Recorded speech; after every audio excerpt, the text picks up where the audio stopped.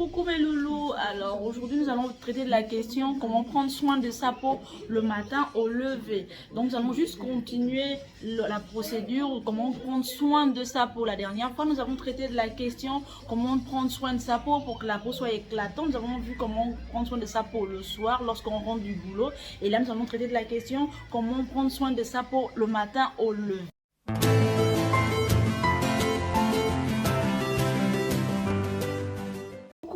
Je disais tantôt qu'aujourd'hui nous allons traiter de la question comment prendre soin de sa peau, que sa peau soit parfaite de la tête aux pieds. Alors aujourd'hui nous allons traiter de la question comment prendre soin de sa peau au lever.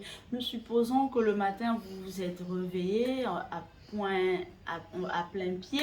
D'accord, vous êtes réveillé et le soir en fait avant de dormir vous avez fait une skincare le soir. Donc le matin vous n'avez pas transpiré dans la nuit, vous avez dormi avec votre split, vous avez dormi avec l'air conditionné ou avec un ventilateur, je sais pas trop, mais vous n'avez pas transpiré la nuit, vous n'avez pas fourni d'efforts tout au long de la nuit. Donc le matin vous n'avez pas besoin d'agresser la peau, d'accord. Donc le matin vous allez tout simplement prendre un gel de douche, une savonnette ou un pain adapté à votre type de peau. N'oubliez pas, vous allez nettoyer votre visage et votre corps avec cela, d'accord. Après l'étape du nettoyage du visage et du corps avec le gel de douche, la savonnette ou le pain, vous allez passer à l'étape 2 qui est l'étape de tonification. Vous allez tonifier votre peau parce qu'on suppose qu'après l'étape de lavage, la peau n'a pas retrouvé son éclat, d'accord. La peau ne s'est pas bien réveillée. Donc vous allez prendre un toner que vous allez mettre sur du coton et tapoter votre visage avec le toner, ou vous allez directement mettre votre toner dans la paume de la main et vous allez tapoter votre visage. Vous allez passer votre toner sur le cou et le décolleté aussi et sur le visage, d'accord. Après l'étape de toner, vous allez passer à l'étape de sérum, d'accord.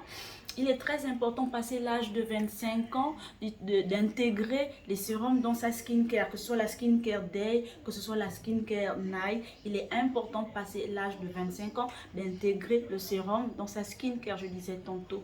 D'accord, donc après l'étape de toner, on va passer à l'étape de sérum. Moi, j'utilise deux sérums. Un sérum à base de vitamine C et un sérum à base de vitamine E. Donc, je vais mettre une goutte sur le front, une goutte sur chacune des joues, une goutte sur le cou et je vais passer mes mains là-dessus. Je vais masser mon visage du bas vers le haut, d'accord, du bas vers le haut. Ensuite, je vais passer au sérum à base de vitamine E, que je vais tout à fait mettre toujours dans les mêmes endroits, dans les mêmes coins. Je mets sur le front, sur les deux joues, sur le menton et sur le cou, sans oublier le décolleté. Lorsque je vais passer le massage, ça va passer du cou au décolleté. Donc je vais toujours masser mon visage du bas vers le haut, d'accord. Alors pourquoi les sérums? Les sérums permettent en fait de plus nourrir en profondeur la peau. Nous allons discuter de cela au courant d'une autre de mes vidéos si vous voulez bien. Après l'étape de sérum, nous allons passer à l'étape d'hydratation qui est la crème de visage ou le lait corporel. Donc vous savez très bien que moi dans l'une de mes précédentes vidéos, je vous ai dit moi j'étais adepte au beurre de karité. Pourquoi? Parce que le beurre de karité il nourrit ma peau et moi j'ai la peau extrêmement sèche et le beurre de karité il me convient très bien, d'accord. Donc j'intègre toujours du beurre de karité dans mes laits et crèmes. Donc après l'étape de sérum, on va passer à l'hydratation. Moi j'utilise une crème de visage à base de Q10 parce que je trouve que le Q10 est une molécule nécessaire pour mon visage. En général, le Q10 est une molécule nécessaire pour le visage parce qu'elle permet à la peau elle permet d'aider la peau à la production de l'acide hyaluronique. Et cet acide permet de combattre l'élasticité de la peau, d'accord. Donc le relâchement de la peau, ça permet de combattre le relâchement de la peau pour combattre les premiers signes de l'âge. Donc j'utilise une crème visage à base de Q10.